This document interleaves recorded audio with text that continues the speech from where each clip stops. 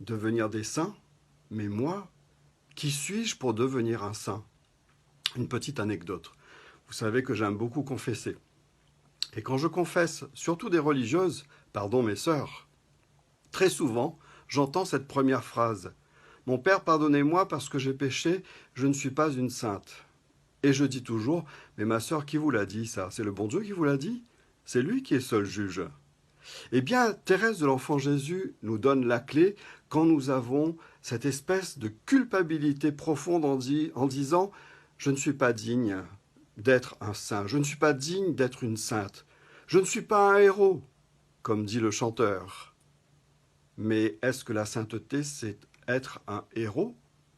Un héros de la foi, peut-être, mais pas un héros des sacrifices, pas un héros des prières au kilomètre, pas un héros avec des visions et des voix des âmes du purgatoire qui vous disent ce qu'il faut faire ou ce qu'il ne faut pas faire.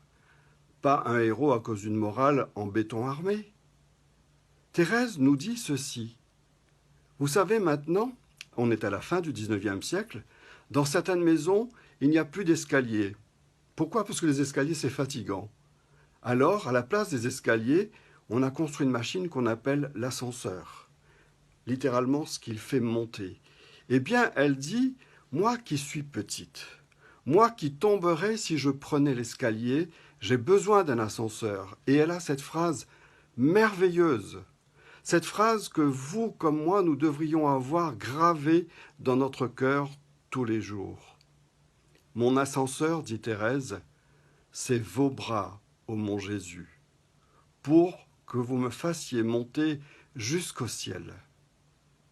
Oui, frères et sœurs, la sainteté, c'est d'abord avoir une confiance totale, une confiance large, généreuse en Jésus qui nous ouvre les bras et qui, comme pour la petite Thérèse, nous prend chacun, chacune dans ses bras pour nous conduire jusqu'à lui.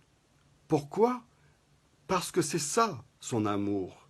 Son amour, c'est cette volonté de prendre ceux qui sont petits, ceux qui ne peuvent pas aller vers lui, ceux qui feraient une chute après un ou deux pas, ou ceux qui sont tellement incertains qu'ils ne veulent pas avancer.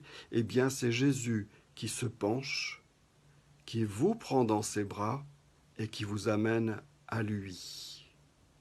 Avec Thérèse, entrons dans cette confiance totale d'un Jésus qui se fait notre ascenseur, littéralement celui qui nous fait monter vers lui.